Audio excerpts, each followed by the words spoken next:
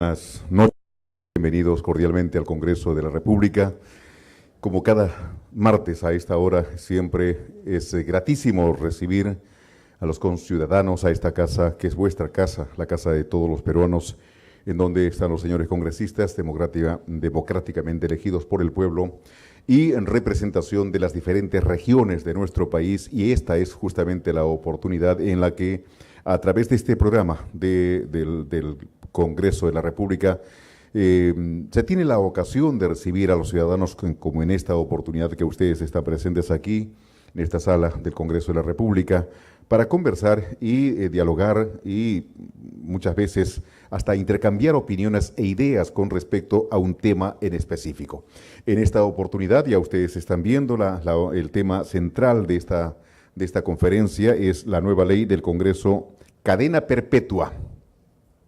Cadena perpetua para los violadores de menores de edad, menores de 14 años. Voces que se escuchan, voces que se sienten, voces que claman por justicia ante estos cuadros aberrantes que verdaderamente es censurable. Reiterar la bienvenida a todos ustedes. Vamos a invitar, por favor, a la señora Sirene Bravo Alvarado, asesora del despacho de la congresista Lourdes Alcorta, quien abordará un tema. Por favor, le invitamos a la doctora Sirene Bravo Alvarado. Doctor Mario Amoretti, lo tenemos conocido, muy mediático, por supuesto, y siempre es gratísimo escuchar al doctor Mario Amoretti. Ha sido decano del Colegio de Abogados de Lima.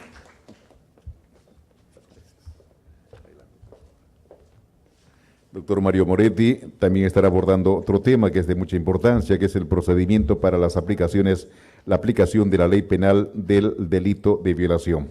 Bien, estamos a la espera de otro expositor, que es el licenciado Eric Frank Osorio Yaja. Él es director fundador de la Brigada de Psicólogos en Acción, psicoterapeuta familiar y psicólogo clínico. Debe estar llegando en unos instantes. Nos ha hecho llegar su preocupación porque el tránsito es terrible, ¿no? Es una de las propuestas que también están teniendo los candidatos a los gobiernos regionales y alcaldías para tratar de solucionar tanto la inseguridad, el tránsito y, por supuesto, la terrible corrupción. Bien, eso también se debate, son temas que se debaten siempre dentro del marco de lo que es Martes Democrático. Vamos a invitar y dejarlo con ustedes al señor Carlos Mejía, el ex coordinador general de Martes Democrático, encargado justamente de hacer estas convocatorias y, por supuesto, esta convocatoria multitudinaria como es en esta oportunidad. Carlos Mejía.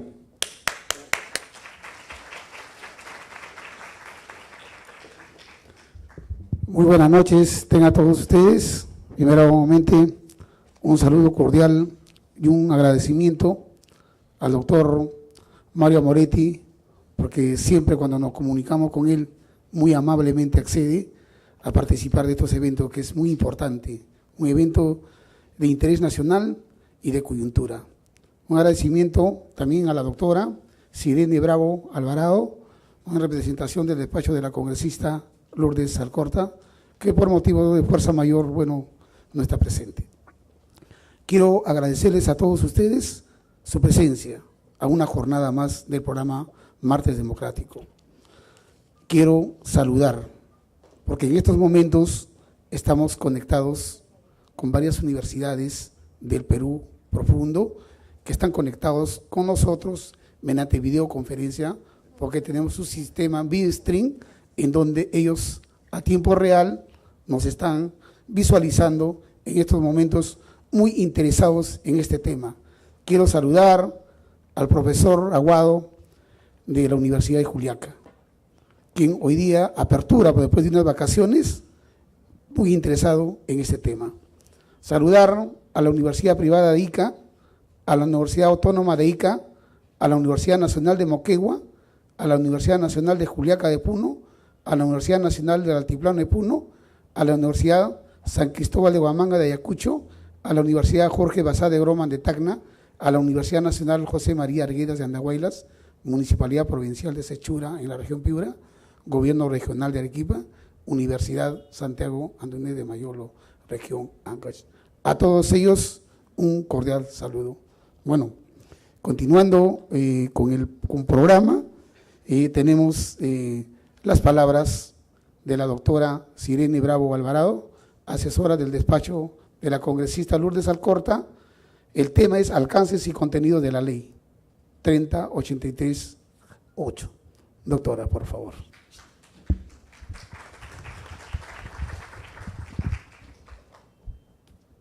Buenas noches a todos los presentes. Mi nombre es Sirene Bravo Alvarado, soy asesora de la congresista Lourdes Alcorta Suero. Debo ofrecer una disculpa a nombre de la congresista, ya no puedo estar presente el día de hoy por motivos de salud, pero estoy aquí en representación de su despacho congresal para hablarles sobre el tema del día de hoy, la cadena perpetua para violadores de menores de 14 años, una propuesta de la congresista Lourdes Alcorta. Iniciemos centrándonos en el origen de esta propuesta de ley. Los miles de casos de violaciones sexuales de nuestros niños, niñas y adolescentes que vemos a diario. Niños, niñas, adolescentes que han sido vulnerados, vejados, violados por sus familiares, padres, abuelos, por sus tíos, vecinos, amigos, casos que muchas veces se mantienen en silencio, otras veces son perseguidos, buscan justicia por años, pero cuyo recuerdo está permanente en la vida de estas personas. ¿Qué dice nuestra Constitución Política del Perú en su primer artículo? La defensa de la persona humana y el respeto de su dignidad son el fin supremo de la sociedad y el Estado. Y la misma Constitución Política señala en su artículo 2 que toda persona tiene derecho a la vida, a su identidad, a su integridad moral, física y psíquica y a su libre desarrollo y bienestar. Entonces, ¿qué es lo que sucedía antes de la propuesta presentada por la congresista Lourdes Alcorta? Nuestro Código Penal establecía en su artículo 173 que la sanción ante la violación a un menor de edad se sancionaba con una cadena perpetua en el caso de que el menor tuviera menos de 10 años. Pero ¿qué pasaba cuando la edad rango era entre 10 y 13 años? Esta sanción no era menor de 30 ni mayor de 35 años. Y solo podía ser cadena perpetua en el caso de que habláramos de que la gente, es decir, el violador, tuviera una posición, un cargo, un vínculo familiar que le dé particular autoridad sobre la víctima o lo impulse a depositar en él su confianza. ¿Y qué decía el artículo 173A de nuestro Código Penal? Sobre la violación de menor de edad seguida de muerte o de lesión grave. Si los actos previstos en el inciso 2 y 3 del artículo anterior causan la muerte de la víctima o le producen lesión grave y el agente pudo prever este resultado, o si procedió con crueldad, la pena será de cadena perpetua. ¿Qué quiere decir esto? Que los violadores de nuestros niños, niñas y adolescentes que cumplían su condena en el centro penitenciario en el cual se encontraban internados, luego de cumplir esta condena, salían. Entonces, ¿qué es lo que la norma nos estaba enseñando, nos estaba dando? Era increíble que el mismo Código Penal estableciera o estipulara que para que se aplique la sanción de cadena perpetua tenía que haber una posición o un cargo, un vínculo familiar que pretendiera una particular autoridad del victimario sobre su víctima. No se podía entender que para que esta cadena perpetua se aplicara en estos casos tendría que haber una violación seguida de muerte o de una lesión grave. ¿Qué efecto o qué mensaje estábamos dándole al niño, a la niña o al adolescente? ¿Qué podrían esperar nuestros niños? Esa inocencia que ya había sido mellada, que ya había sido vulnerada, esa violación que ya se había producido. ¿Cómo podrían sentirse ellos desprotegidos, vulnerables ante esta norma? Si nosotros revisamos las cifras oficiales del Ministerio de la Mujer, podemos observar respecto a la violación sexual de menores de edad que los casos han ido en aumento. Por ejemplo, tenemos en los años 2014 2.276 casos. En el año 2015 tenemos 2.443 casos. En el año 2016, 2.774 casos. En el año 2017, 3.117 casos. Y solo a julio del 2018 ya han habido 2.255 casos. Respecto a la cantidad de internos en los establecimientos penitenciarios por el delito de violación sexual solo a menores de edad, también podemos ver que hay un incremento en las cifras. A mayo del 2014 había 5.848 internos A mayo del 2015, 6.412 internos. A mayo del 2016, 7.915 internos. A mayo del 2017, 7.797 internos. Y a mayo del 2018, un total de 8.430 internos, que representa un 9.6% de internos que están condenados por delitos de violación sexual a menores de edad. Entonces, ¿qué es lo que planteó la congresista Alcorta cuando propuso el proyecto de ley? La congresista, preocupada por los reiterados casos que nosotros veíamos por medios de comunicación, por las estadísticas planteadas por las entidades correspondientes, por la desprotección de nuestros niños, niñas y adolescentes, que ya, como vimos, estaba estipulada en el artículo 173 del Código Penal, presentó el proyecto de ley 2415 el 13 de febrero del 2008. En este proyecto de ley, ella modifica ese artículo 173 y establece que para que se aplique la sanción de cadena perpetua no es necesario que haya ciertos supuestos, como ya habíamos visto, ni diferenciación en cuanto a las edades, sino que todos los menores de 14 años que habían sido violados, para los violadores la pena sería de cadena perpetua. La propuesta fue debatida en el Pleno del Congreso el 17 de mayo del 2018 y posteriormente la propuesta fue aprobada por unanimidad en la Comisión Permanente del Congreso de la República el 26 de junio del 2018. El 4 de agosto se publicó en el Diario Oficial del Peruano la Ley 30838, que es la ley que modifica el Código Penal y el Código de Ejecución Penal para fortalecer la prevención y sanción de los delitos contra la libertad e indemnidad sexuales, estableciendo como una de las modificaciones la de la cadena perpetua para los violadores de menores de 14 años, que es la propuesta que planteó la congresista Lourdes Alcorta.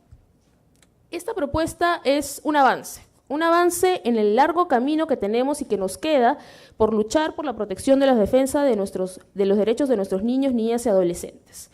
¿Qué beneficio busca esta norma o qué se buscó con esta propuesta de ley? Justamente eso, proteger a esos niños, niñas y adolescentes. Decirles y darles el mensaje a esos niños, niñas y adolescentes que no están solos, que tienen una voz, que es necesario que alcen esa voz, que nosotros vamos a escuchar esa voz, que no se queden callados. ¿Por qué? Porque estos delitos no pueden quedar impunes, porque estos violadores no pueden quedar impunes. Es necesario que estos violadores cumplan su condena, que vayan a la cárcel, que cumplan su cadena perpetua, para que no salgan a la cárcel, no salgan a las calles, no queden libres y no sigan haciendo daño, no solamente a aquellos a los que ya se lo hicieron, sino a otras personas. Agradezco mucho su atención y doy las gracias también en nombre de la congresista Alcorta, porque que ustedes estén presentes aquí es un interés, es un avance. Gracias por tomar en cuenta este caso, por tomar en cuenta este tema, porque esto también es un paso más en el largo camino que nos queda por recorrer para proteger y defender el derecho de nuestros niños, niñas y adolescentes. Gracias. Muchas gracias. Queremos agradecer a la doctora Sirene Bravo Alvarado, asesora del despacho de la señora congresista Lourdes Alcorta. El tema, como ya lo hemos escuchado, alcances y contenidos de la ley número 30838. En algunos de los puntos es importante destacar sobre esta ley, la ley que modifica el Código Penal y el Código de Ejecución Penal para fortalecer la prevención y sanción de los delitos contra la libertad e indemnidad sexual. Uno de los puntos dice, tratándose de pena privativa de libertad impuesta por la comisión de delito doloso, la cancelación de antecedentes penales, judiciales y policiales será provisional hasta por 5 años, vencido dicho plazo y sin que medie reincidencia o habitualidad. La cancelación será definitiva. La rehabilitación automática no opera cuando se trata. Es importante tomar en cuenta y leer toda la ley para comprenderla y quizá el doctor Mario Moretti nos hará una explicación mucho más detallada de acuerdo a su conocimiento pleno. Antes vamos a invitar a la mesa el señor psicólogo clínico Eric Frank Osorio Yaja, licenciado en Psicología Clínica de la Universidad Nacional Federico Villarreal, director fundador de la Brigada de Psicólogos en Acción, formador de una cultura de paz. Adelante, por favor. Lo invitamos a tomar asiento. Y dejamos al señor Carlos Mejía, coordinador de Martes Democrático, para que continúe en la moderación. Señor Carlos Mejía, por favor.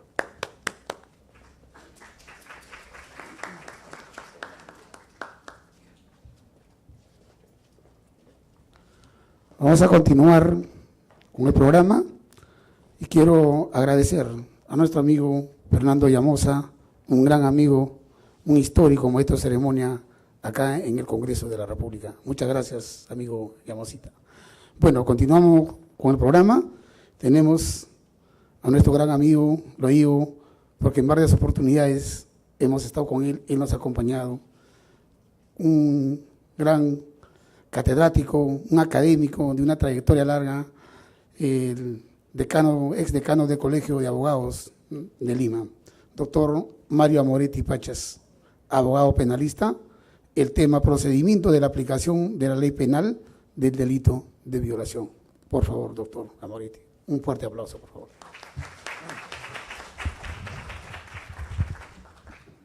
Muchas gracias. Quiero agradecer al Congreso por invitarme una vez más a este foro Martes Democráticos.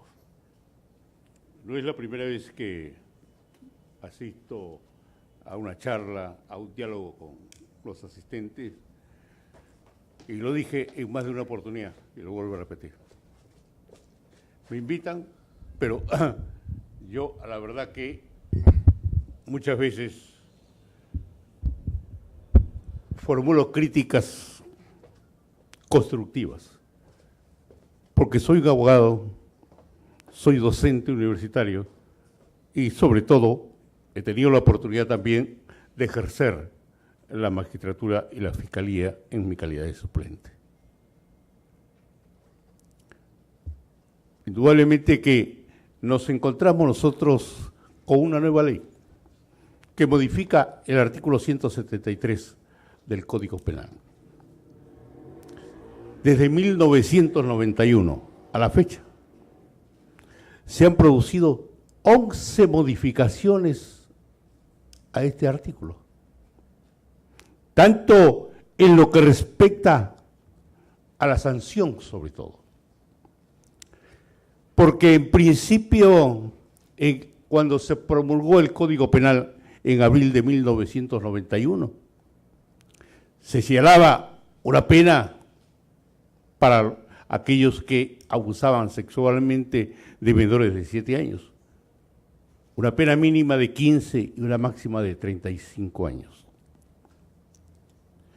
¿Qué es lo que ha venido sucediendo desde el 1994, 1998, 2001, donde, y lo digo no con un ánimo de una llamada de atención, sino de que considero de que estas modificaciones son más que nada, como lo he manifestado en más de una oportunidad en entrevistas que he tenido que llevar a cabo, se legisla para la tribuna. ¿Por qué? Porque, como se anuncia, esto es lo que quiere el pueblo. Pero vemos que llegamos al extremo de que consideramos que hay irracionalidad, falta de razonabilidad y proporcionalidad en cuanto a estas modificaciones. Y lo decía en una intervención hace cerca de 2 meses respecto al feminicidio. ¿Que se debe sancionar? Sí, estoy plenamente de acuerdo. Y se viene sancionando con bastante drasticidad, tal es así que se señala una pena de 30 hasta 35 años y cadena perpetua, de acuerdo a las agravantes que se presenten. Pero, cuando digo que hay carencia de proporcionalidad y racionalidad, es en base a lo siguiente. Fíjense ustedes, si yo mato a una mujer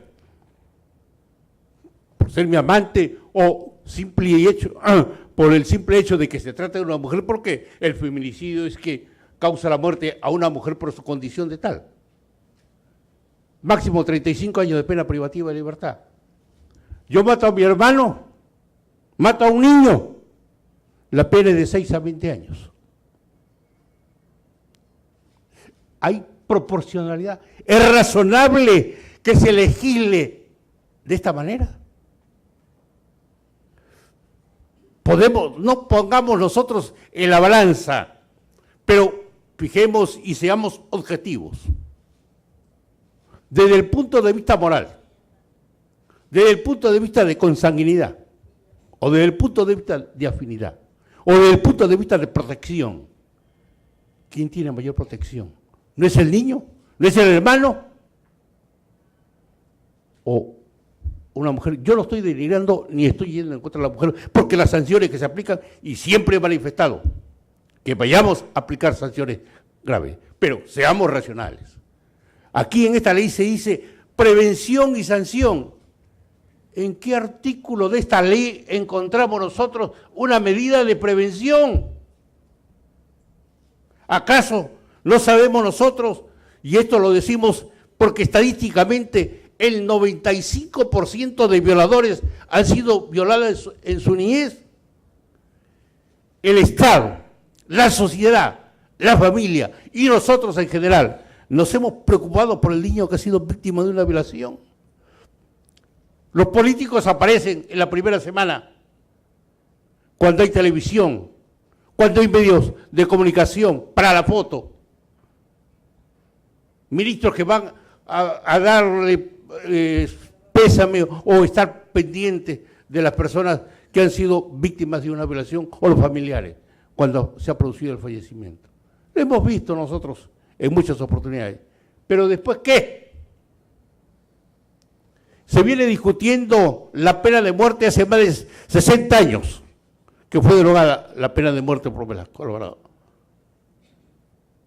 ¿Y qué se plantea? Indudablemente que es fácil salir a la calle y decir pena de muerte para el violador. Pero ¿alguien se preocupa de las víctimas de la violación? ¿Alguien se preocupa de la prevención en lo que respecta a la educación que se debe dar a los niños para que se autoprotejan? Como le decía la doctora, los mayores casos de violación se dan dentro del entorno familiar. Pero ¿alguien se preocupa justamente de una situación de prevenir estos hechos?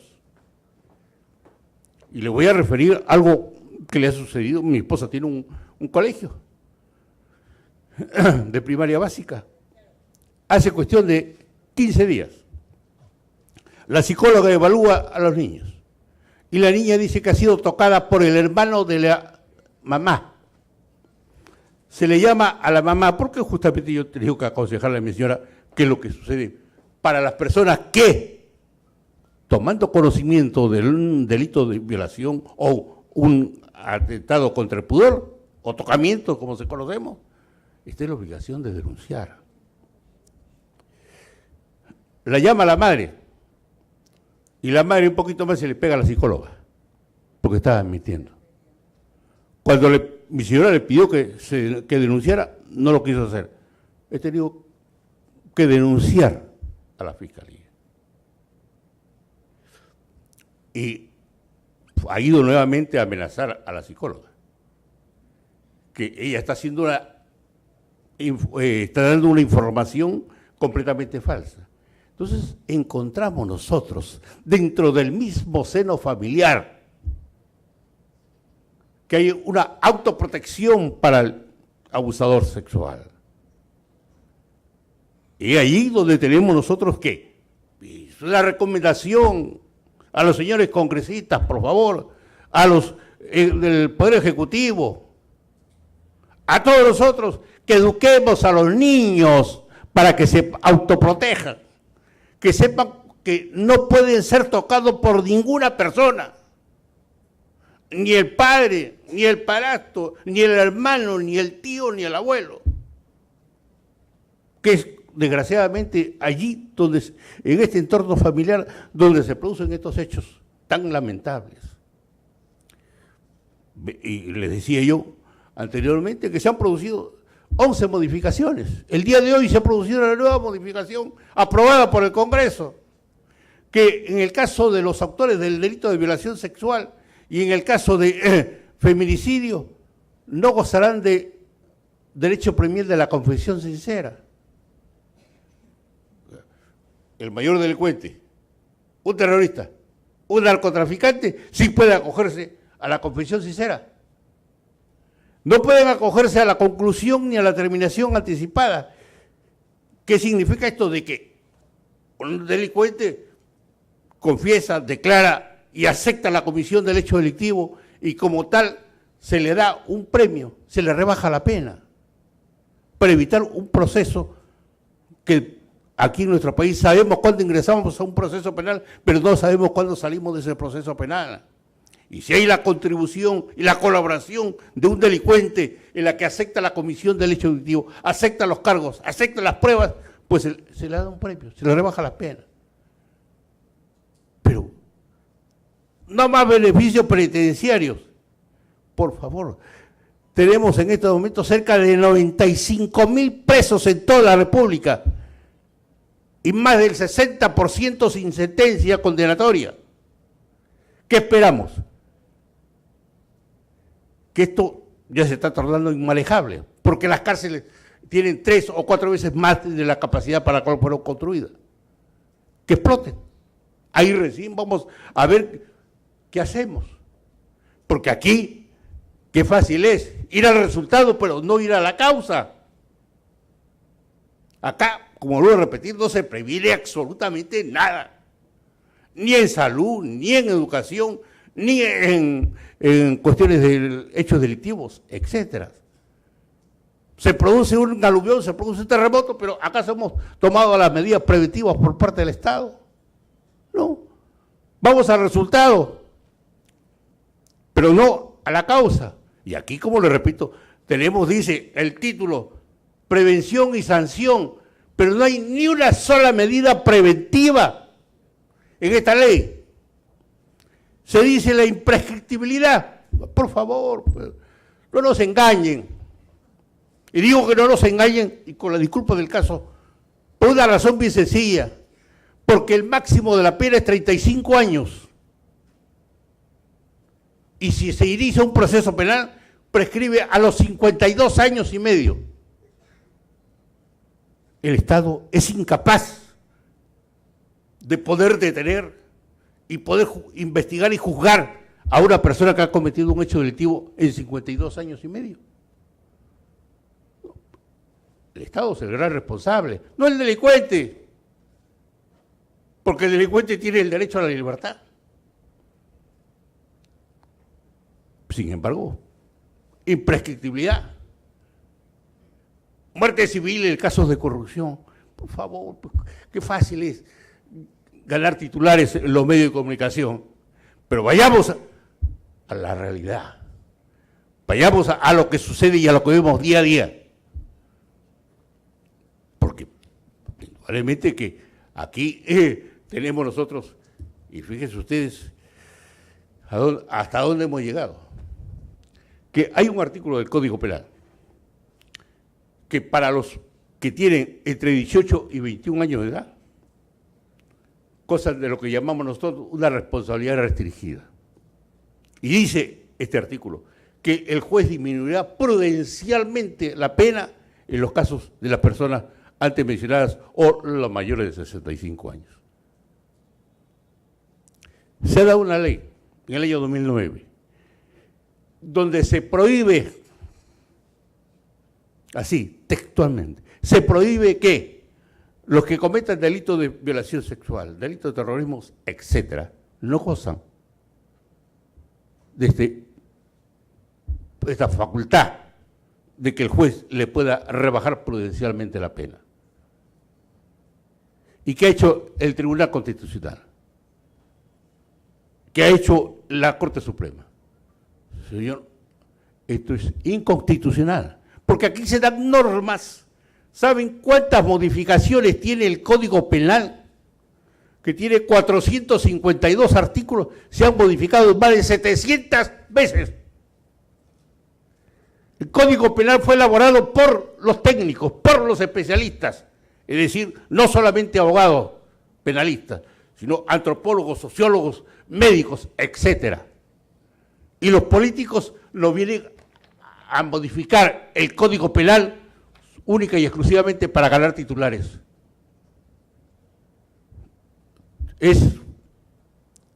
¿Qué ha dicho la Corte Suprema? No, señor. No podemos hacer distinciones donde la ley no distingue. Si un homicida, si un narcotraficante tiene este beneficio por ser mayor de 65 años o estar comprendido entre los 18 a 21 años, ¿por qué en otros delitos no puede aplicarse? Y ha dejado de aplicar. La cadena perpetua, que dijo el Tribunal Constitucional en el año 2005. Se planteó por la Defensoría del Pueblo una inconstitucionalidad de la cadena perpetua. ¿Y qué concluyó el Tribunal Constitucional? Que esta ley era inconstitucional. ¿Por qué? Por una razón bien sencilla, porque tenemos que modificar la Constitución, porque hay un artículo en la Constitución en la que se habla de que ha sido objeto de una sentencia condenatoria, tiene el beneficio de la reeducación, la rehabilitación. Y con una cadena perpetua se puede conseguir este objetivo. ¿Qué es lo que sucedió? Que cuando ya se iba a dictar la sentencia de inconstitucionalidad de esta ley, de la cadena perpetua, se dictó un decreto legislativo 921. ¿Y qué consiste este decreto legislativo 921? En la que se permite que la cadena perpetua sea revisada al cumplir los 35 años de pena privativa de libertad, bajo ciertas condiciones. No solamente se modificó en este sentido el Código Penal, sino también el Código de Ejecución Penal, donde se norma cuáles son los procedimientos y cómo y en qué forma tiene que seguirse el trámite para quien ha sido objeto de una sentencia condenatoria a cadena perpetua. Porque, dice el Tribunal Constitucional, esto es una pena que ofende la dignidad humana. Si también es cierto que hay derechos fundamentales para la víctima, también hay derechos fundamentales para quien ha cometido un hecho delictivo, por muy grave que sea. Tiene derecho a que se respete la dignidad. Y tenemos nosotros también el recorte de beneficios penitenciarios. ¿Por qué para otros casos de delitos que revisten mayor gravedad sí se les otorga beneficios penitenciarios? De tal manera de que vayamos nosotros a esta modificación. Le decía que en principio se consideraba así como una pena taxativa la cadena perpetua para aquellos que violen a un menor de 7 años. Posteriormente, en el Congreso de Toledo, por razones electorales, se dijo cadena perpetua para los que tengan menos de 10 años. Y ahora, qué casualidad, estamos también en una época electoral. Cadena perpetua para los que tengan menos de 14 años, o que violen, a un niño o una niña que tenga menos de 14 años. Vayamos nosotros a lo siguiente. Siempre me gusta ubicarme en nuestra realidad social. ¿Podemos nosotros concebir que una niña de 13 o 14 años no conozca lo que es una relación sexual? Y digo esto ¿por qué? Porque justamente el delito de violación protege la indignidad sexual de una menor de edad, que no conoce lo que es una relación sexual, que no sabe qué es lo que le puede pasar frente a una relación sexual. Y frente a esta indignidad sexual que en la época de Toledo se llegó a establecer que constituía delito de violación todos aquellos que tenían menos de 18 años, eran víctimas de una agresión sexual. Y la pena iba hasta 30 años. ¿Podríamos nosotros concebir de que se promulgue y se coja el Código Penal única y exclusivamente para incrementar penas, pero nada de medidas preventivas? Porque vemos los titulares, hemos visto en los últimos días, cadena perpetua para los que violen a los menores de 14 años. Y ahí vamos a ver nosotros que tanto el Tribunal Constitucional como la Corte Suprema, cuando se dictó la ley, que reprimía hasta con pena de 30 años a los que tenían una relación sexual con una menor de 18 años, y allí no había el consentimiento. Y muchas personas, muchos jóvenes sobre todo, fueron a la cárcel. Y les voy a contar una anécdota. Una fiscal que había sido mi alumno en la universidad me dice: profe, no sé si estoy haciendo bien o lo estoy haciendo mal. Yo soy fiscal de familia en Villa El Salvador. Llego a las comisarías y pregunto al policía: ¿viste, señor? ¿Por qué está? Por violación sexual. Ah, y está detenido, doctora. ¿Por qué? ¿Lo han detenido en flagrante delito? Ya, pues no se pase, doctora. Es una relación sexual, es una relación íntima y clandestina. ¿Cómo no puede usted pedir flagrancia? No le digo. Usted solamente está facultado para detener en flagrante delito. Ustedes no están facultados para detener por muy grave que sea el hecho.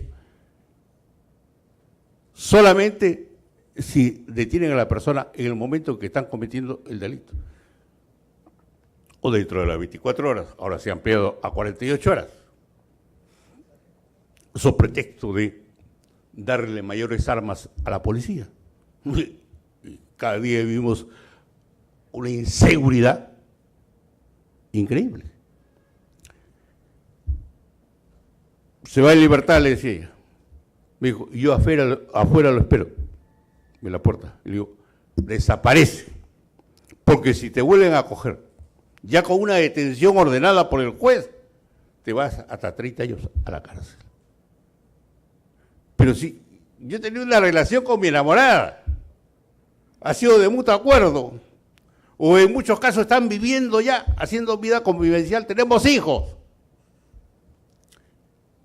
La sanción, en la forma como estaba redactada, es así, taxativa.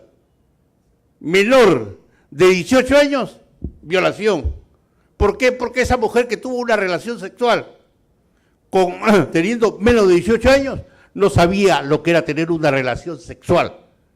Y el delito de violación, como lo he manifestado, protege la indignidad sexual, el desconocimiento de lo que es una relación sexual. ¿Por qué? Porque se está afectando el desarrollo psicosocial de una menor de esa edad.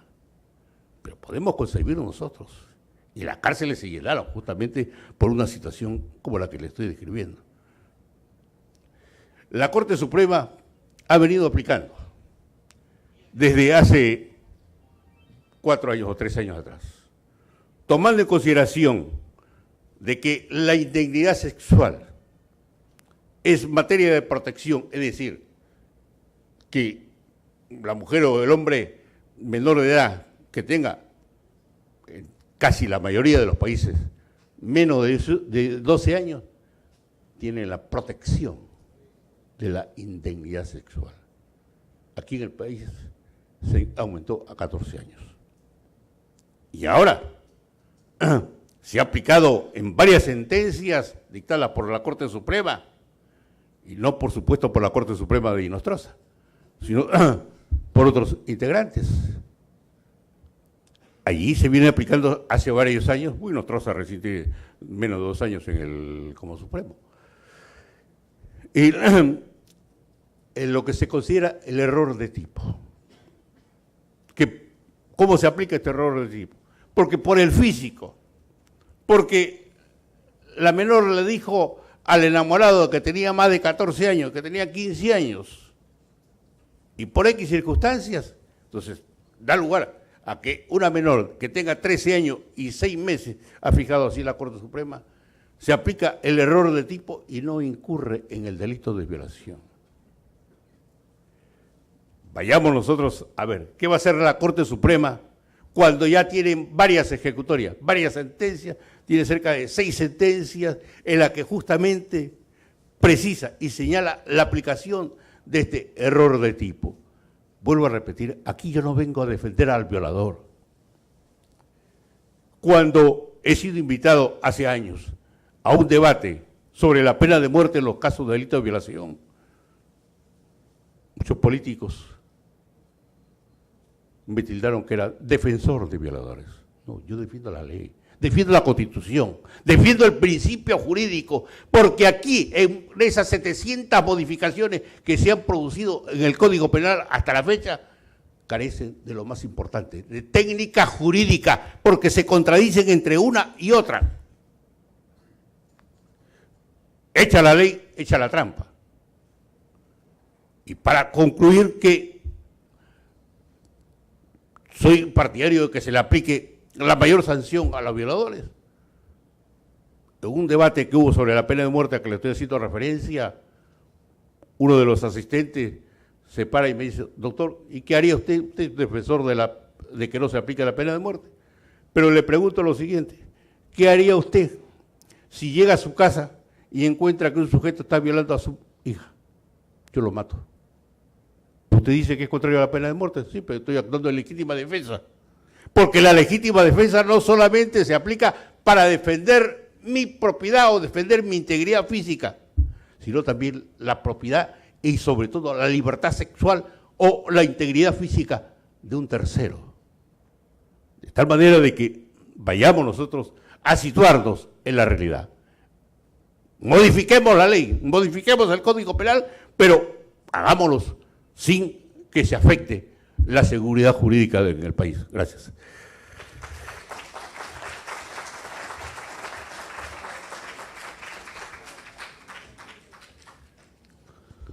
Doctor Mario Moretti, muchas gracias por su exposición magistral.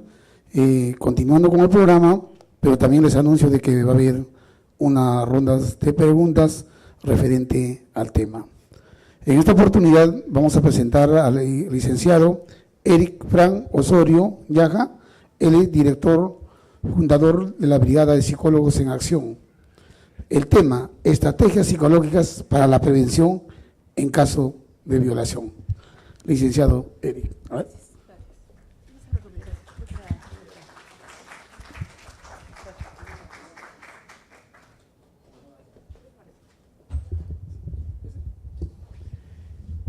Muy buenas tardes con todos los presentes.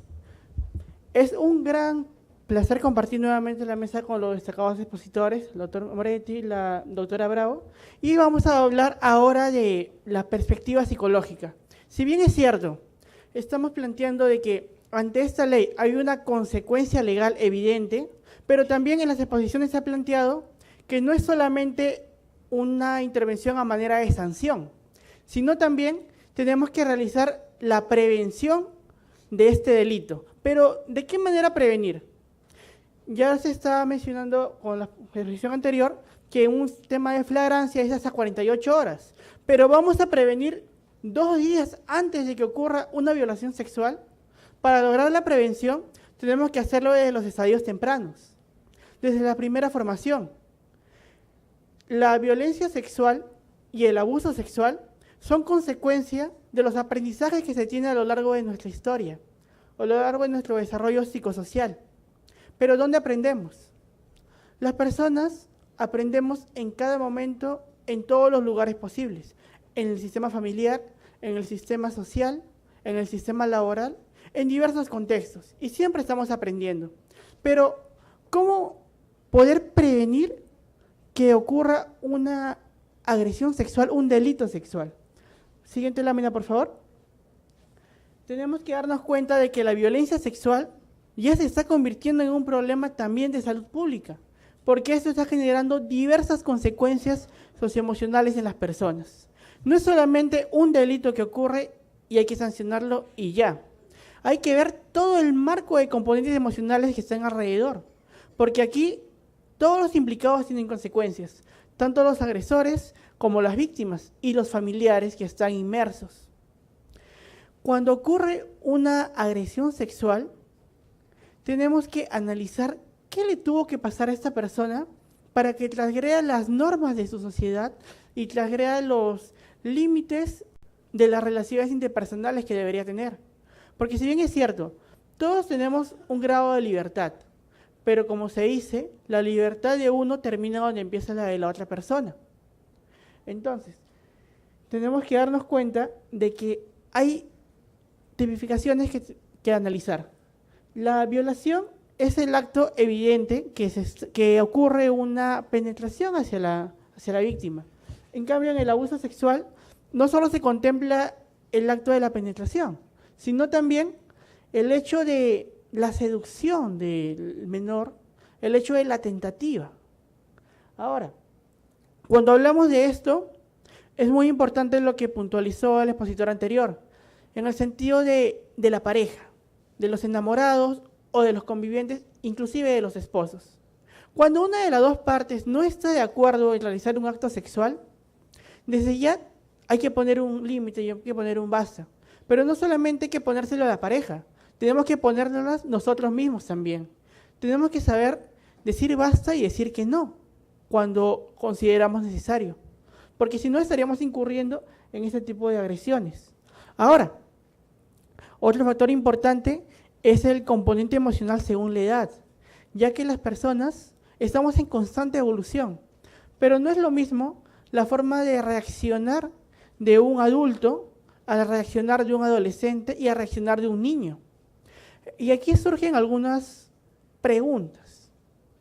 Muchas personas que se encuentran trabajando en el marco legal, en el ambiente policial también, cuestionan a las víctimas de por qué se callaron tantos años y no dijeron que estaban siendo víctimas de violencia sexual.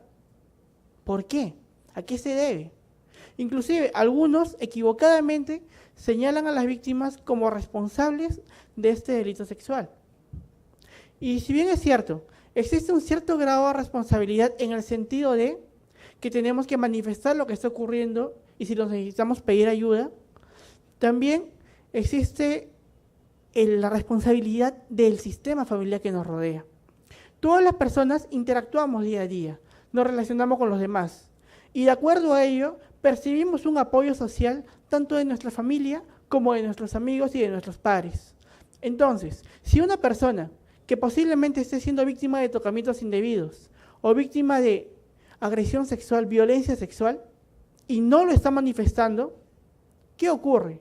Desde ya tenemos que pensar que ocurre un problema en su sistema familiar y en su sistema social, porque no se están generando los espacios de confianza para que esta menor pueda manifestar lo que está sintiendo y lo que está viviendo, lo que está experimentando.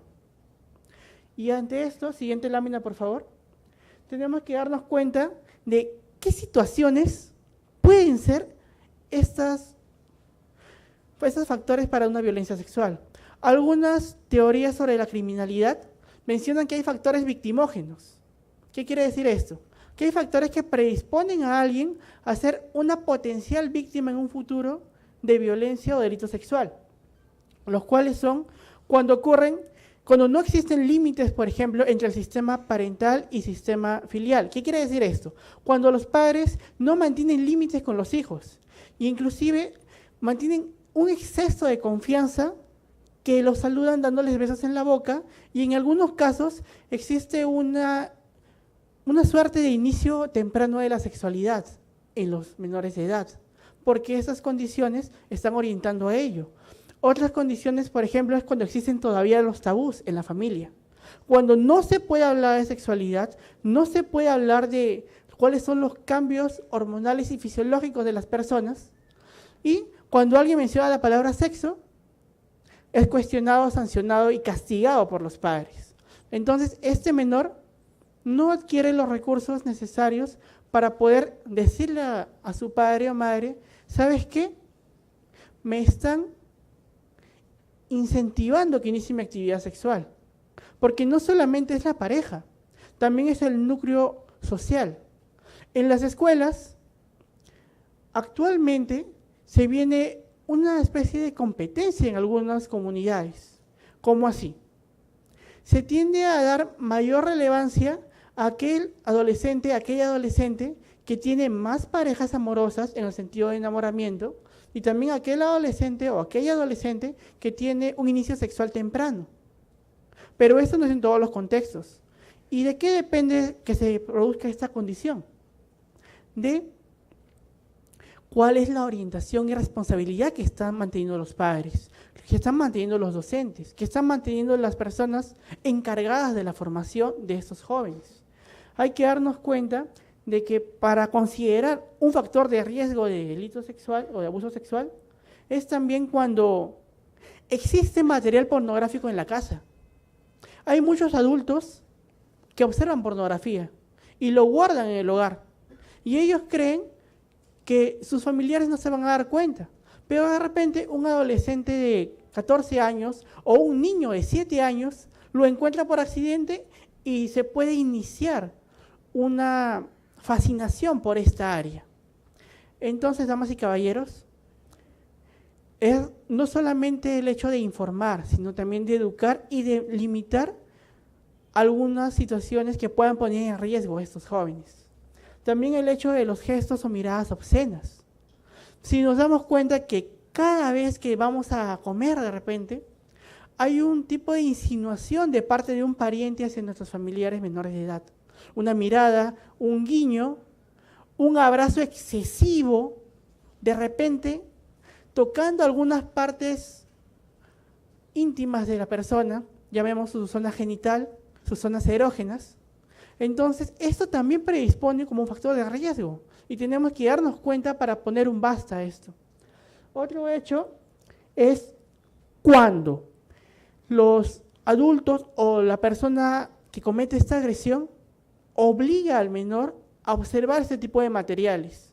Pero ¿cómo darnos cuenta si se entiende que estos delitos no se desarrollan en un espacio público? Generalmente es un espacio clandestino. Nos damos cuenta con las actitudes y comportamientos. Porque como les decía al inicio de la presentación, todo tipo de violencia, y específicamente la violencia sexual, tiene una consecuencia psicológica, consecuencia emocional, conductual y cognitiva en la persona. Es decir, que le genera una afectación emocional y posiblemente un daño psíquico, que eso ya se evalúa con el peritaje de medicina legal. Siguiente lámina, por favor. Ahora, tenemos que darnos cuenta de que las personas agresoras en este espacio tienen un sinfín de características. Están muy relacionadas con algunos preceptos de la psicopatología, en el hecho de que son personas que tienden a manipular a los demás. Aquí se tiende a utilizar un chantaje emocional a las víctimas. Por decirlo de alguna manera, el agresor manifiesta, como ya yo te he violentado, claro, con otras palabras, tú no puedes informarle a tus padres, porque si lo haces yo voy a tomar venganza. Algo les voy a hacer a ellos y va a ser tu culpa. Y la víctima, bajo ese estado de estrés que tiene por haber recibido esta experiencia agresiva sexualmente, sumarle a eso que hay una amenaza contra su familia, ¿qué le puede generar? Puede generar condiciones para que desarrolle una psicopatología como la depresión, como una ansiedad excesiva, estrés postraumático, diversas condiciones que van a perjudicar su desarrollo normosocial. En el sentido de, si tal vez antes era una persona sociable este menor de edad, ahora va a tener cierta limitación para mantener un contacto verbal con otras personas, tal vez va a vivenciar nuevamente a través de recuerdos o flashbacks estas experiencias en su vida cotidiana, que son algunos requisitos para presentar un estrés postraumático. También puede ser el hecho de que esta persona se pueda tornar agresiva. ¿Cómo así?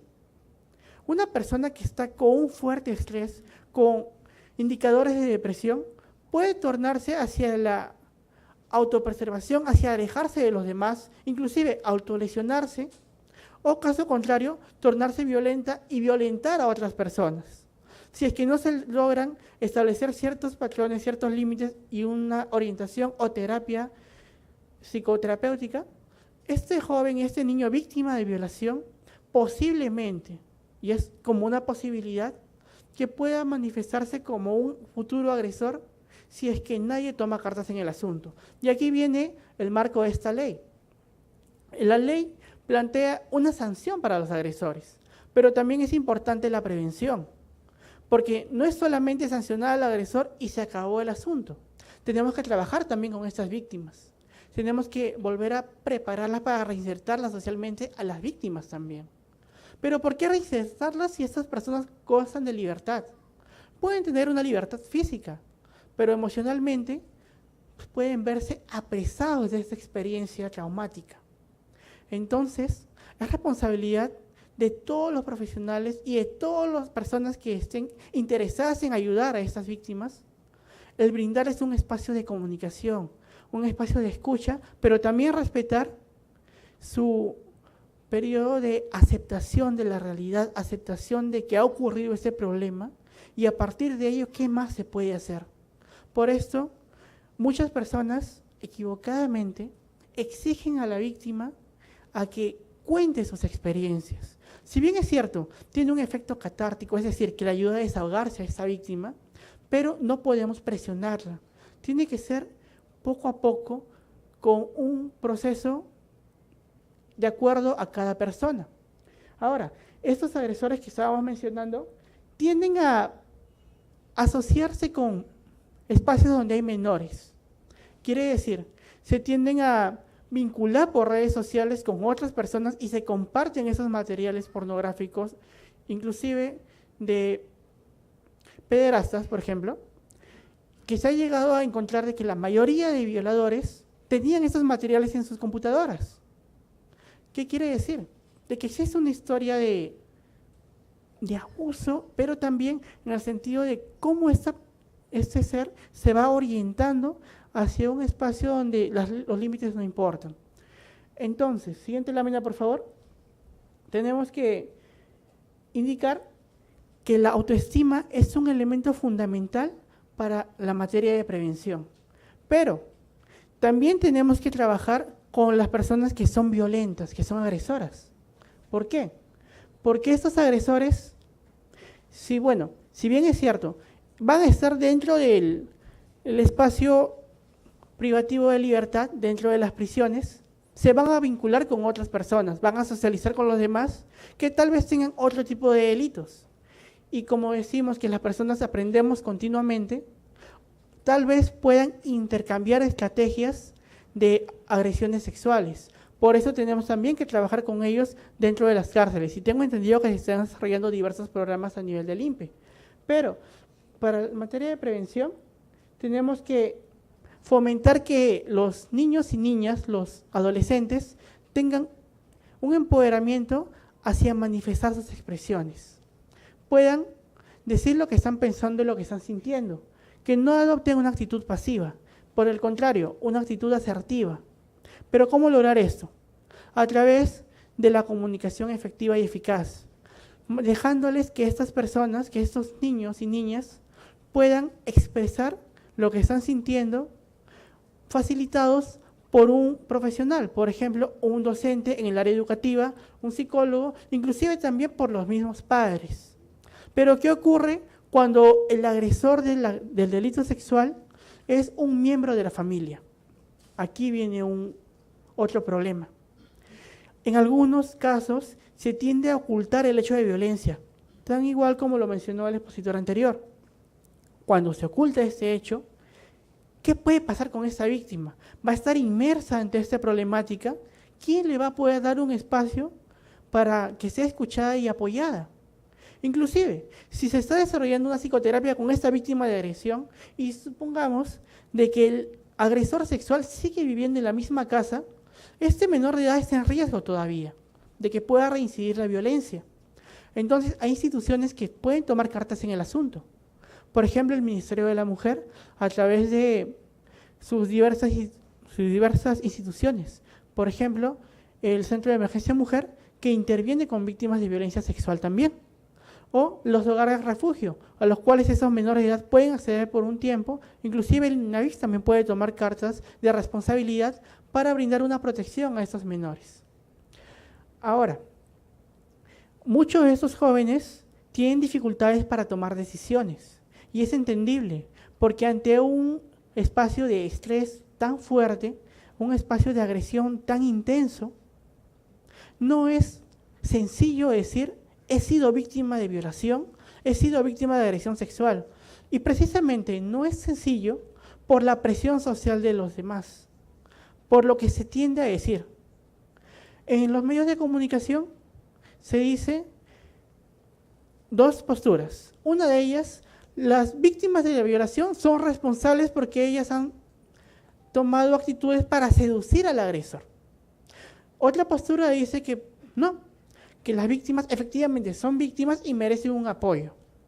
Tenemos que entender de que el problema principal para que no se logre una prevención efectiva hasta el momento es el factor cultural de todos nosotros, el factor social. Si cada uno de los presentes se sensibiliza y toma conciencia de la importancia de la prevención, de la educación con nuestros hijos, de establecer límites en el hogar, entonces nuestros hijos van a crecer con una buena autoestima, con un buen nivel de autoconcepto y respetando valores y deberes en su sociedad. Por lo tanto, van a ser agentes de cambio positivo y favorable para los demás. Pero, si ocurren condiciones desfavorables, como por ejemplo, el hecho de que en el hogar hay violencia verbal constante, hay desinterés de parte de las figuras de autoridad, inclusive son los hijos los que violentan a los padres de forma física y verbal, entonces son espacios de cultivo de potenciales agresores de violencia sexual, porque no se están poniendo límites entre los roles que asumen los padres y los hijos, no se están manteniendo un debido respeto, no se están practicando los valores y sobre todo, no se está educando a nivel de sexualidad a los miembros de la familia. Un momento, psicólogo. ¿Quiere decir de que desde pequeño debo hablarle de relaciones sexuales? Evidentemente, sí se debería, pero con un vocabulario de acuerdo al estadio de cada persona, de acuerdo a la edad que tiene, con algunas terminologías para que lo pueda entender, sin ocultar las verdades y sin mentiras. Ese mito de que, por ejemplo, ¿cómo nace un bebé? Que nace porque le pica una abeja o viene la cigüeña, muchos niños lo vienen creyendo. Y justamente estas metáforas que pueden parecer jocosas, los agresores sexuales las utilizan para entrar en el universo de los niños y ser muy cercanos a ellos, para generar un espacio de delito sexual. Por eso es importante que los niños aprendan a reconocer las partes de su cuerpo que pueden ser tocadas y aquellas partes que no.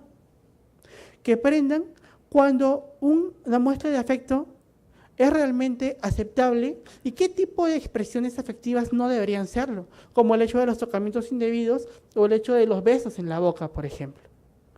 Otro elemento que tenemos que darnos cuenta es la calidad de afecto que se está brindando. Si queremos que nuestro hijo o hija, nuestro hermano o hermana, nuestro familiar pueda contar con nosotros, pueda confiar con nosotros, tenemos que dejarle entender que estamos dispuestos a escuchar. Pero ¿qué ocurre cuando el niño o niña llega a la casa y le cuenta, papá, mamá, me he sacado un 20, ah sí, qué bien, déjalo por ahí. Papá, mamá, hoy he expuesto en la clase, hoy he actuado con mis compañeros. Sí, hijo, pero estoy ocupado ahorita, no me molestes. Esto evidentemente es un tipo de agresión que le enseña a mi hijo a que diga lo que diga, tal vez no le voy a tomar importancia. Entonces, el día que mi hijo venga a decirme, mamá, papá, he sido víctima de tocamientos, me están agrediendo en la escuela, me están agrediendo en mi casa, me están agrediendo en la calle, posiblemente tampoco le vamos a hacer caso, porque le vamos a decir que estamos ocupados. Entonces, aquí viene el tema también de los adultos. Tenemos que estar dispuestos a escuchar. Tenemos que identificar los cambios de conducta en los menores de edad. Tenemos que darnos cuenta cuando de repente ya no quiere ir a visitar a la casa del tío o no quiere ir a la escuela. Hay que darnos cuenta qué es lo que motiva esto, por qué no quiere ir. Cuando nuestro menor de edad dice, yo me siento muy triste porque por eso ya no quiero salir de la casa. Ya no quiero ir a la escuela, no quiero hacer nada. Hay que tomar mucha atención en este aspecto. ¿Por qué? Porque algo le está pasando. Si bien es cierto, tal vez no sea una agresión sexual que esté viviendo, pero ya está viviendo un tipo de agresión que le está generando una afectación emocional, una afectación psicológica. ¿Y qué es lo que tenemos que hacer frente a esto? Tenemos que primero nosotros prepararnos para poder brindarle un bienestar emocional a nuestra familia. Siguiente lámina, por favor. Tenemos que prepararnos en el sentido de ¿qué es lo que vamos a expresar a ellos? ¿Qué les vamos a decir? ¿Les vamos a decir que todo está bien y nada malo va a pasar? ¿Que se acabó el problema?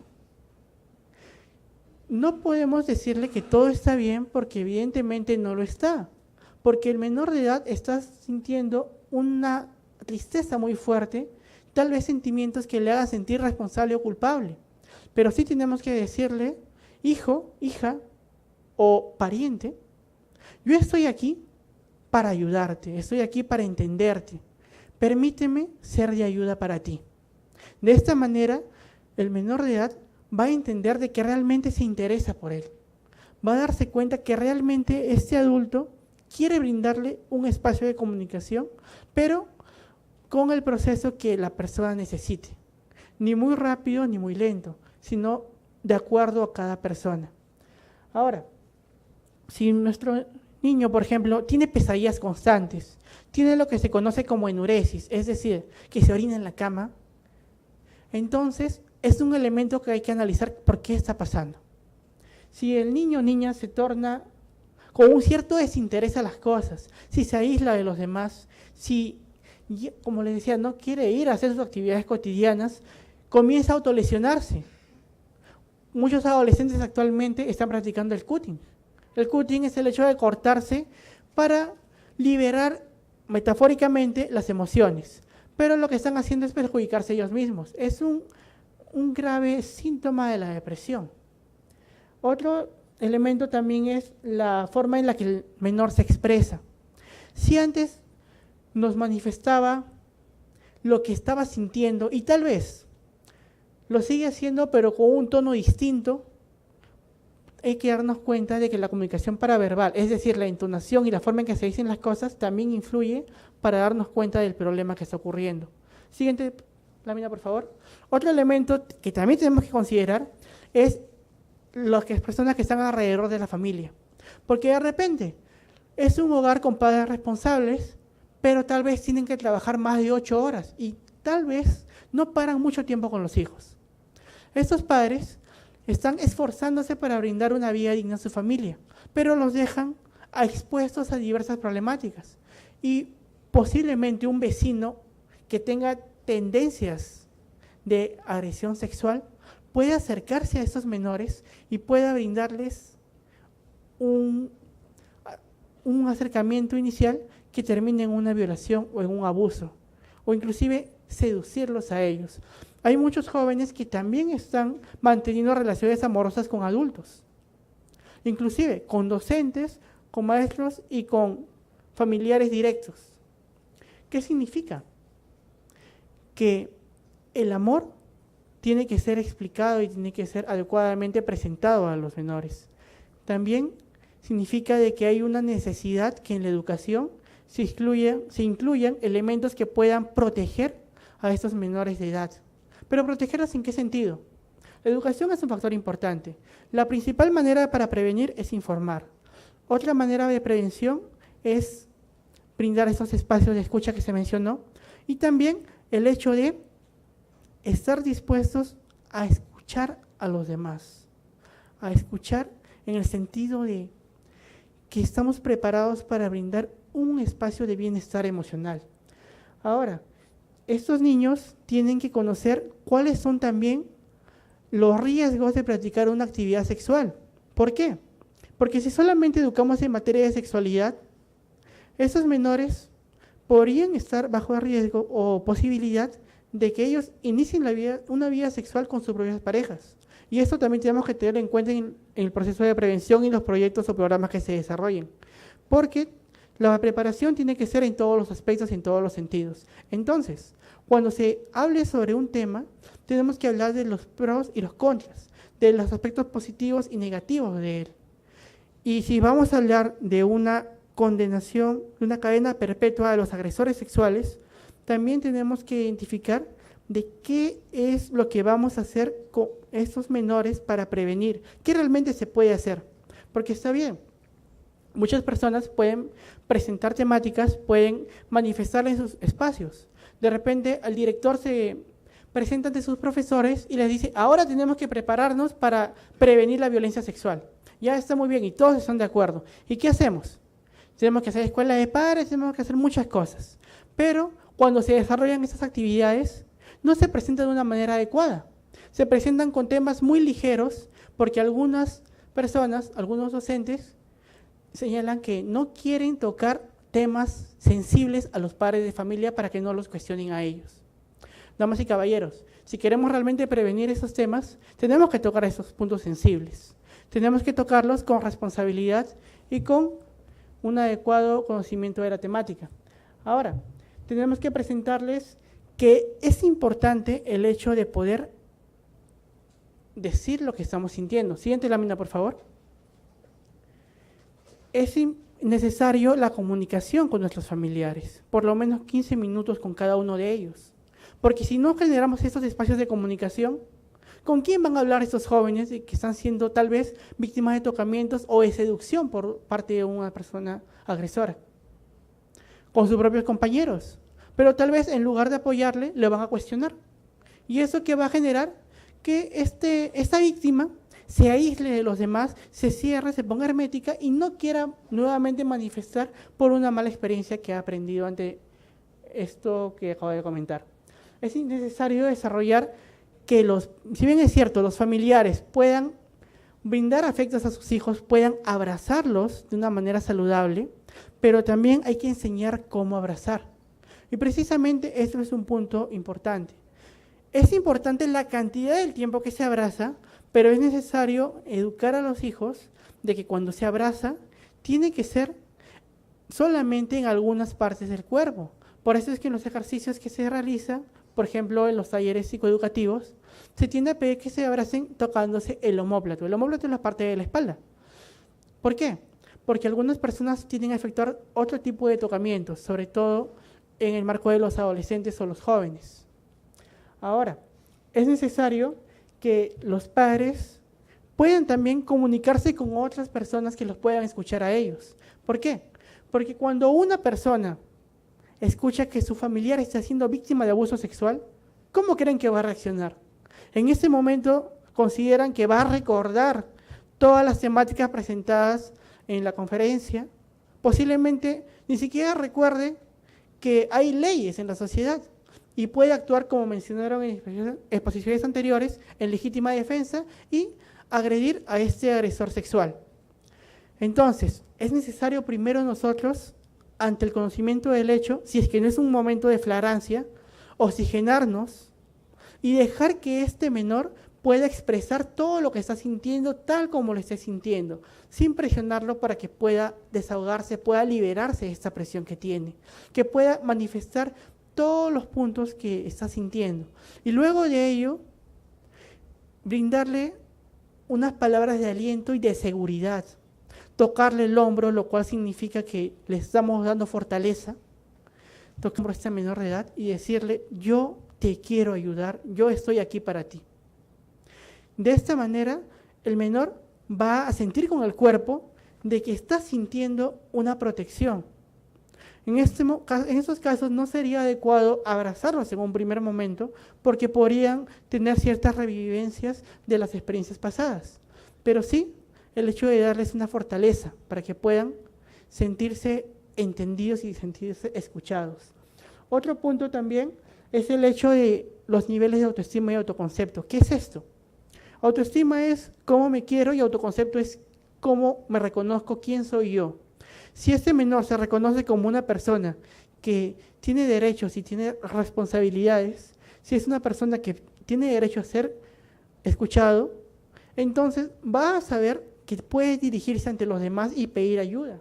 Si este menor fortalece su autoestima y se aprende a querer a sí mismo, va a poder también pedir un respeto ante los demás. Y cuando un posible agresor se quiere acercar a él, le quiere enseñar un material pornográfico, le quiere efectuar un tocamiento indebido, este menor va a poder decir, alto, basta. Recordemos que hace algunos años hubieron algunos comerciales televisivos que incentivaban la prevención de la violencia sexual. Por ejemplo, esta canción que yo recuerdo en mi infancia que decía, yo sé cuidar mi cuerpo. Seguramente muchos de los presentes lo recordarán, pero si no lo han hecho, pueden revisarlo en redes sociales, en YouTube, eso está ahí, y lo pueden compartir con los menores, porque eso ayuda a que reconozcamos las libertades de cada uno y el respeto que debemos tenernos. Siguiente punto, por favor.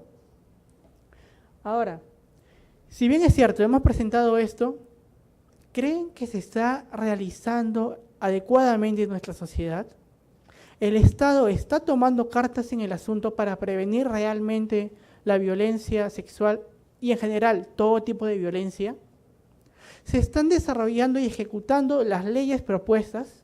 Porque si bien es cierto, existen muchas leyes, pero no todas, a pesar de estar aprobadas, no todas se están cumpliendo. Por ejemplo, la ley que determinaba que debería haber un psicólogo en cada escuela.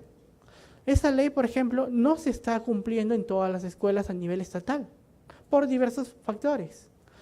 Si eso, por decir un caso, no se está cumpliendo a pesar de tener varios años de su realización, esta ley que recientemente se ha aprobado, que determina una cadena perpetua para estos violadores, ¿se cumplirá? ¿Y dentro de cuánto tiempo se hará? ¿Será un tema polémico? ¿Será un tema de coyuntura, como mencionaba en las exposiciones anteriores? Y esto, a pesar de que sea posiblemente un tema de coyuntura o un tema realmente para prevenir la violencia, ¿creen que tendrá un impacto positivo en la sociedad? Tenemos que hacernos esa pregunta y de acuerdo a ello poder desarrollar nuestras propias acciones frente a esto. Porque no solamente es el Estado el que tiene que encargarse de prevenir, sino todas las personas, porque somos parte de esta sociedad, somos parte de nuestro país. Y como parte de este país tenemos la responsabilidad de generar espacios de solución. Si alguien no quiere brindarnos una oportunidad de ayudar a otra persona, agrupémonos con personas que están interesadas dentro de lo mismo y hagamos actividades en bienestar de la sociedad. Si no somos escuchados, presentemos nuestras propuestas en cada oportunidad que se pueda, ya sea en conferencias, ya sea en proyectos de ley, que también se puede hacer a nivel de sociedad civil, ya sea a nivel de redes sociales, en todo espacio posible. Pero es una responsabilidad de todos nosotros el hecho de que no sucedan futuros delitos de violencia sexual. ¿Por qué? Porque la prevención está en la mano de cada uno de nosotros, está en las acciones de cada uno de los presentes. Y estoy seguro de que seremos todos agentes de cambio facilitador para un bienestar emocional y la promoción de una cultura de paz real en nuestra sociedad. Los padres de familia son un elemento clave para esta prevención, pero también todos los presentes. Siguiente, por favor. Es importante que en las campañas que se puedan realizar hay que mantener un debido respeto por todos. ¿Qué significa esto? Con este debido respeto tenemos que educar también cuáles son las responsabilidades de los demás, porque para yo poder recibir respeto tengo que entender que las demás personas conocen sus propios derechos, pero también cuáles son sus responsabilidades conmigo. Entonces, si este menor de edad, si este niño conoce de que tiene derechos, muchos escolares actualmente saben que tienen derecho a no ser agredidos, por ejemplo, entonces ellos también tienen que saber reconocer cuáles son sus deberes. Y por ello es necesario que en nuestra comunicación con nuestros familiares podamos brindar afectos, podamos brindar honestidad y sobre todo podamos expresarnos para que ellos también se expresen con nosotros. Gracias por la atención presentada y ante todas las preguntas, dispuestos para ayudar en todo lo posible. Muchas gracias.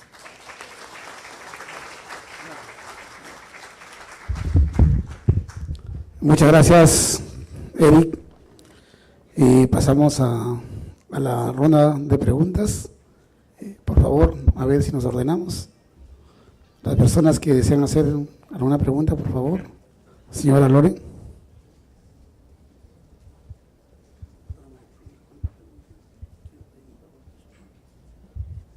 Buenas noches. Mi nombre es Rafael Zapata, estudiante de Derecho. Si bien es cierto, quiero hacer rápidamente una pequeña estadística acá de lo que nos han comentado la doctora Sirene Bravo, el doctor Eric y el doctor Mario. Si bien es cierto, el Código Penal antes, ¿no? Le daba cadena perpetua a los violadores que tenían un vínculo familiar, ¿no? O de repente alguna cercanía con la víctima. Los casos que han habido en el 2016 2.520 casos, 2017, 3.700, 2018, 2.255 aproximadamente. Y los internos condenados, de lo que estoy escuchando, por violación sexual han sido más o menos en el 2017 7.700, en mayo 8.400, subió los internos. Nos dicen que no están solos y muchos temas que nos hablan de los niños y nos quieren sensibilizar a través de todos los medios, eso es muy cierto. Particularmente yo estoy de acuerdo con la pena de muerte, yo quería empezar por ahí, ¿no? Sancionar, y como dice el doctor, ¿no? El psicólogo habló algo de palabras bonitas, de aliento, pero hay que también tener en cuenta de que ya una persona que ha muerto no se le puede hacer ninguna palabra de aliento, ¿no? Entonces, habló también algo del contexto social, del contexto laboral, del contexto familiar, trabajar en las cárceles, pero trabajar en las cárceles, también dijo usted algo de no se puede prevenir 2 horas antes. Entonces, también habló algo de se está trabajando en las cárceles después. Entonces, hay una pregunta, ¿no?, que yo quisiera hacerle. Si bien es cierto, si es antes y después en la cárcel, yo digo, ¿no sería considerado como un perfeccionamiento para estas personas que ya son adultas y conocer todo esa rehabilitación, por decir, no se podría considerar como un perfeccionamiento de su delito? ¿No? Ya son adultos y particularmente yo pienso que no van a cambiar. Para la doctora quisiera hacerle una pregunta también. ¿Usted cree que esta prolongación de la ley es una solución realmente? O yo estoy de acuerdo con el doctor Mario cuando dice que es un calmante publicitario y para ganar titulares. Estoy también de acuerdo con eso. No creo que sea una ley que dé solución, por más que se ha hablado de prevención. Y para el doctor Moretti quisiera hacer una pregunta también. ¿Usted considera también, yo hago una pregunta y también dentro de esta pregunta la respuesta, aparte de la educación de los niños, como ya lo dijo usted, ¿no? ¿Usted cree que, para ir directamente a la pregunta, se debe modificar la Constitución para saltear los pasos, ¿no? Porque pensar de que son 95.000 presos ahorita en toda la República y según las estadísticas que dije primero, sigue subiendo. Entonces, ya les hice las 3 preguntas, gracias.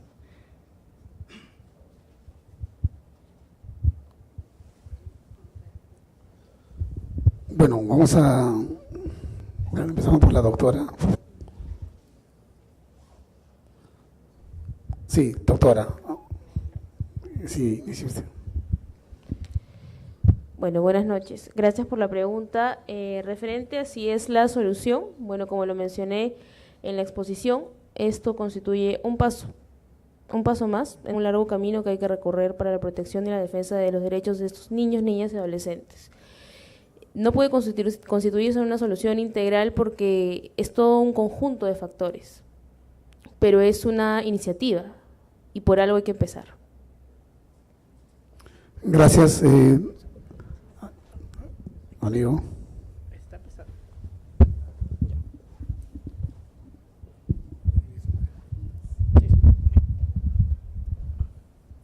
Buenas tardes, Rafael. Si bien es cierto, el tema de la prevención, no, como les decía, no se puede pensar en hacerlo 2 horas o 2 días antes, pero sí tenemos que hacerlo en los estadios tempranos. Me refería a que la prevención tenemos que hacerlo cuando son menores de edad, cuando están en la escuela, cuando están en la casa y en cada espacio que se pueda. Porque esta prevención, si bien es cierto, pueden darse palabras de aliento a las víctimas, pero la prevención es previo a que ocurra una problemática.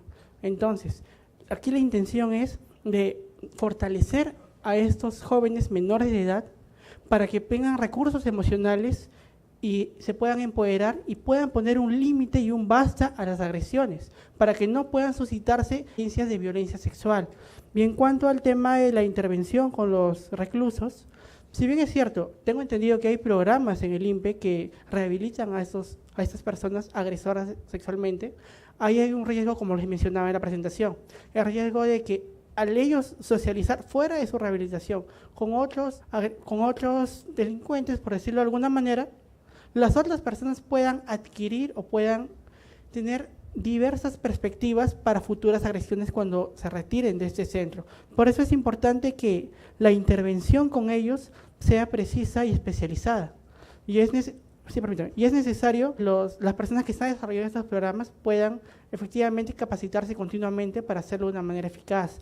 Ahora, el tema de prevención también es trabajar todas las formas de violencia antes de que suscite el hecho, porque evidentemente ante un tema de feminicidio, ante un tema de muerte de las víctimas, no se puede remediar y se tiene que intervenir sí con los familiares.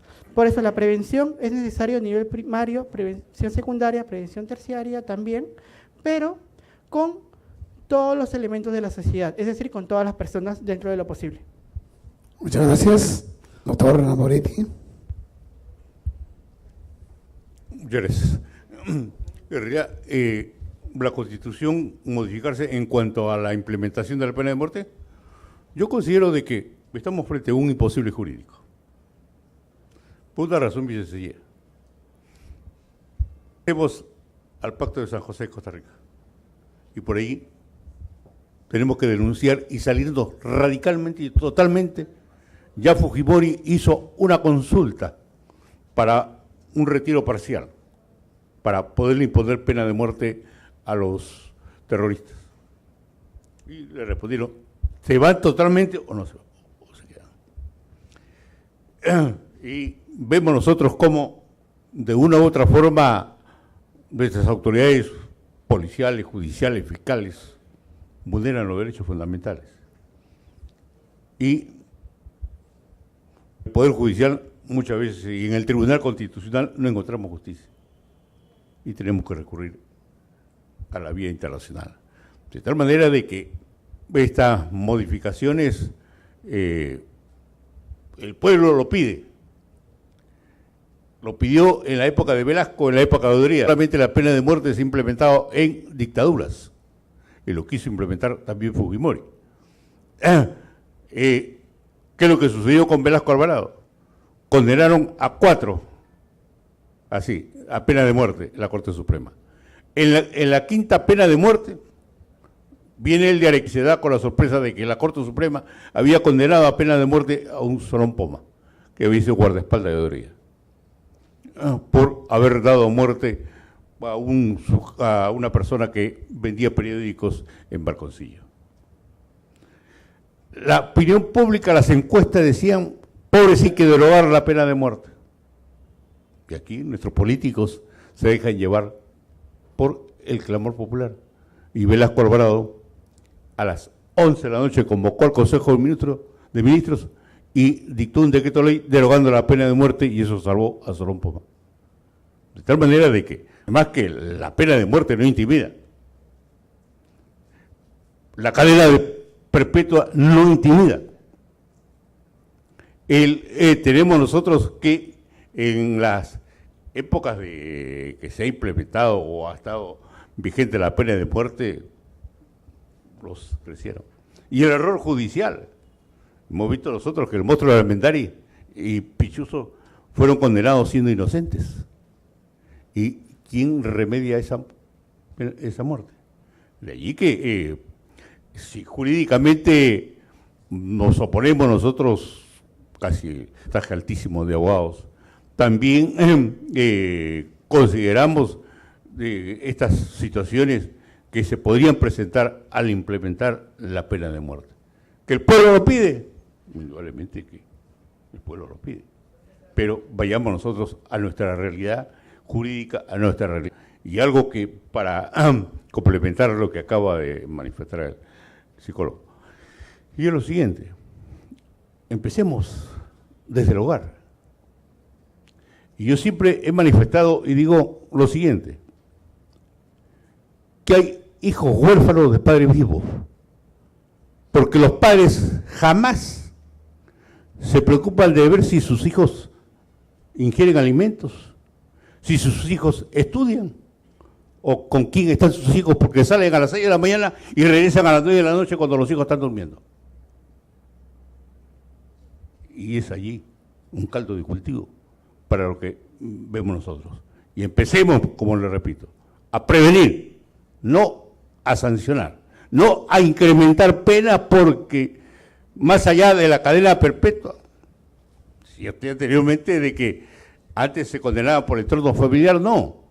Cuando se implementó la pena de muerte, la cadena perpetua, fue a los que tenían menos de 7 años. No interesaba el vínculo familiar. Basta con que tuviera menos de 7 años. Posteriormente, en el año 2001, a 10 años, los que tengan menos de 10 años. Y ahora a los que tengan menos de 14 años.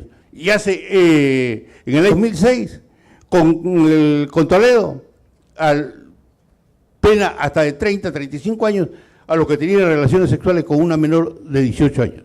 Gracias. Muchas gracias. También tenemos que darle oportunidad, por favor, discúlpeme, a otras personas. Por favor.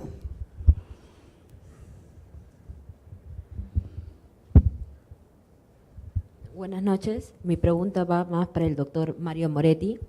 Quisiera decirle si es que con la nueva ley para violadores de menores de 14 años, sí o sí se va a ir con la cadena perpetua o no, porque él como inculpado puede decir que se me está vulnerando mi derecho a la resocialización, ¿no? Pero, y como nos indica bien ahí la ley, dice, ¿no? Cadena perpetua para los violadores. Así no a rajatabla, pero quiero saber si él, invocando que se le está vulnerando sus derechos, no puede ir con cadena perpetua. Se ha dictado un decreto ley en el año 2009, decreto legislativo, 921, donde faculta a que a los 35 años, para quien ha sido condenado a cadena perpetua por cualquier delito, porque aquí tenemos un sinnúmero de delitos que se sancionan con cadena perpetua, a los 35 años puede pedir la revisión de la cadena perpetua, ser sometidos a exámenes terapéuticos, a exámenes físicos, a exámenes mentales y, sobre todo, seguir una secuela en lo que respecta a haberse modificado tal vez este decreto legislativo, el Código de Ejecución Penal. De tal manera de que suena, cadena perpetua, ese sujeto nunca sale, no. Sale después de los 35 años, puede salir. Muchas gracias. Allá por ahí una pregunta al fondo.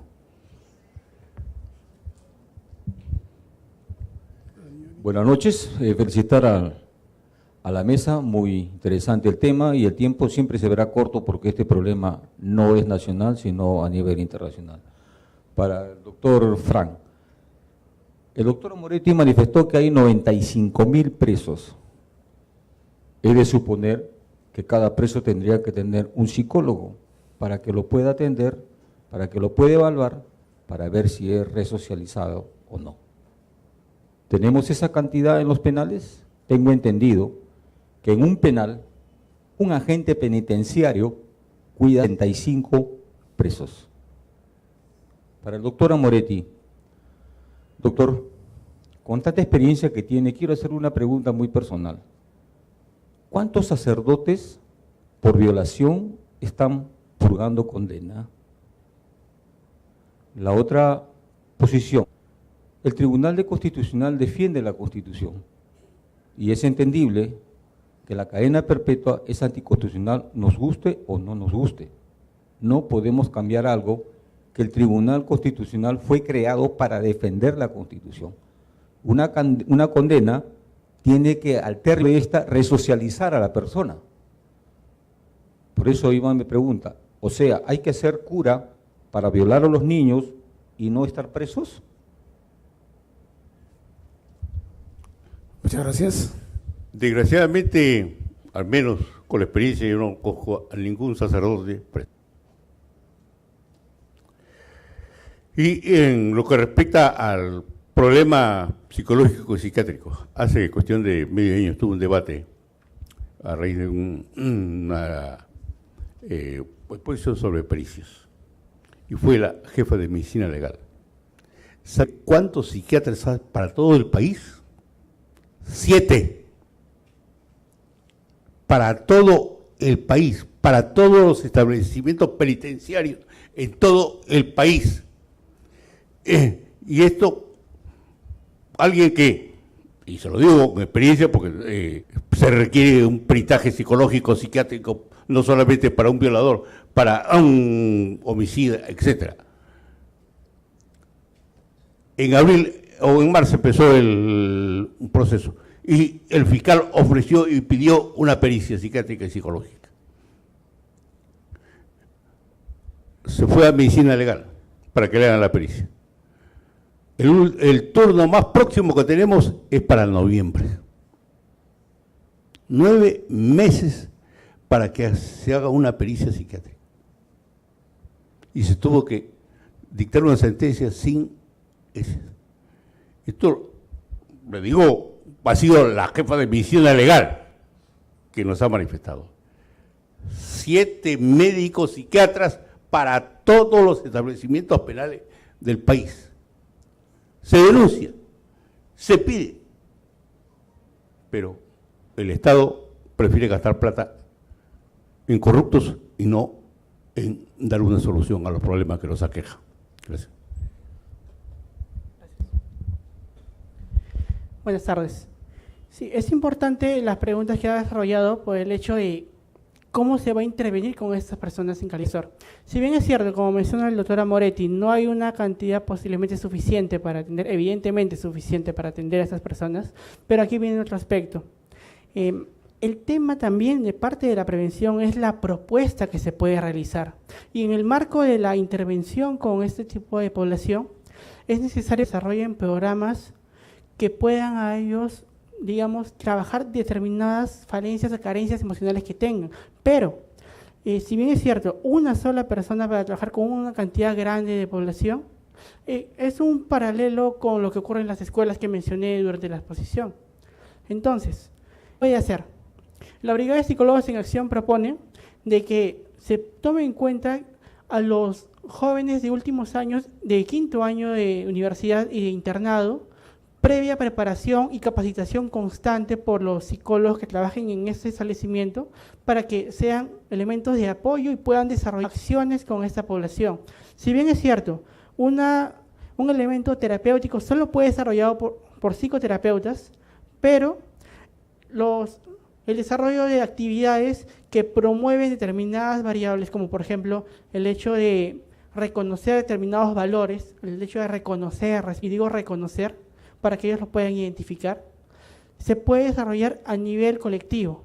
No es lo más adecuado, no es lo más eficaz, pero es una posible solución ante la problemática de la cantidad de profesionales. Ahora, sería interesante de que se ejecuten efectivamente las leyes en bien de la comunidad en el sentido de contratación de más profesionales.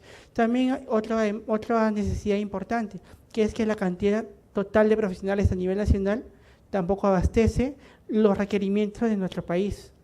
Entonces, ¿qué es necesario?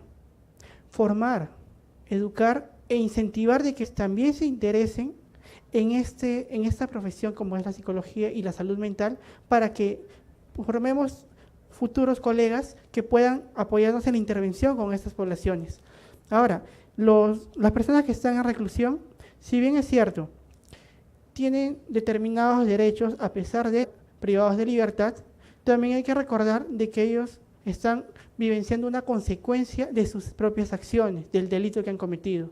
Entonces, con esto no quiere decir de que con una psicoterapia esta persona va a volver a experimentar como si nunca hubiera violentado a una persona. Evidentemente que lo ha hecho, pero tiene que aprender a convivir con ello a través de una posible resocialización.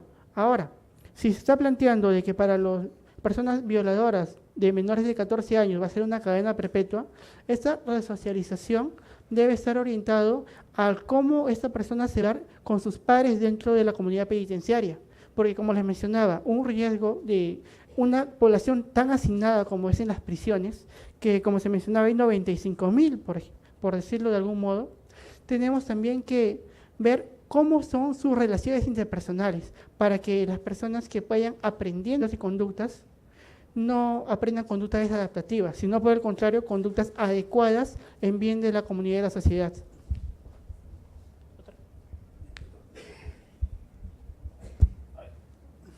A ver, una última pregunta.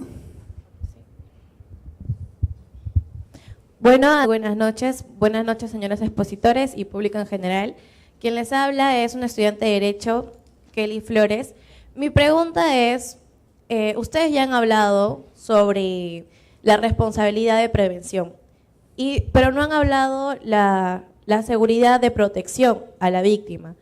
Les he escuchado que han hablado sobre todo lo que se va, sobre la cadena perpetua hacia el delincuente.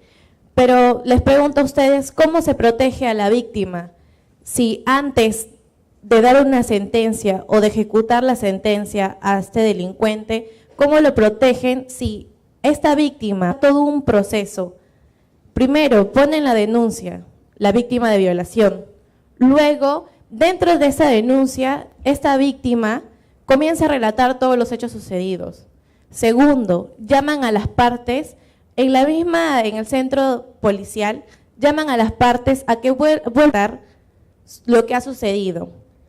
Tercera parte, pasa ese proceso, le dan tratamiento psicológico a la víctima. Después de este proceso, cuando llega la sentencia, la misma víctima vuelve a redactar.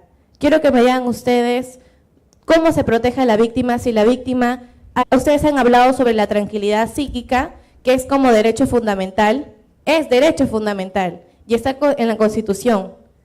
Y en su exposición han hablado también sobre la dignidad que se encuentra en el artículo 1. Quiero que me digan cómo el Estado protege esa dignidad, o así como ustedes la han llamado la tranquilidad. Eso es todo, gracias. Bueno, en primer lugar, quiero manifestarle de que esa posibilidad de revictimizar a quien ha sido víctima de una agresión sexual ya no existe.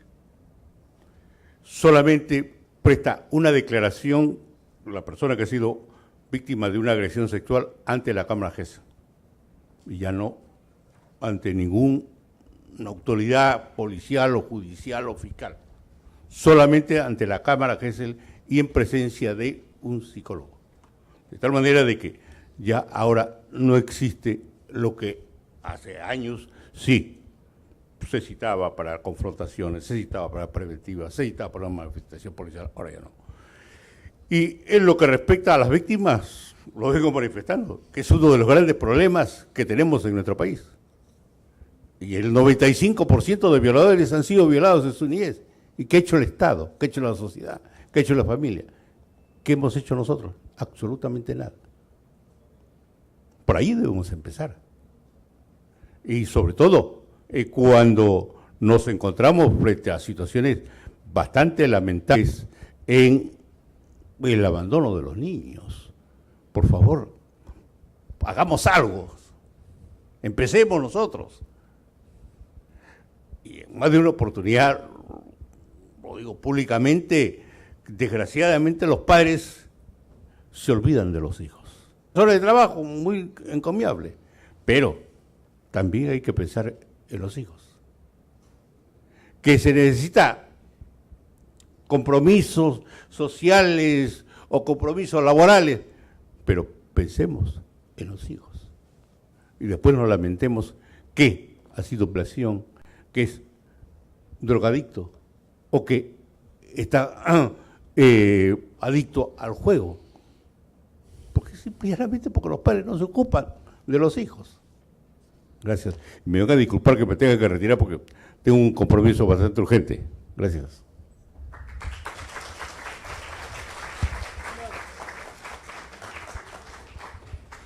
Buenas tardes.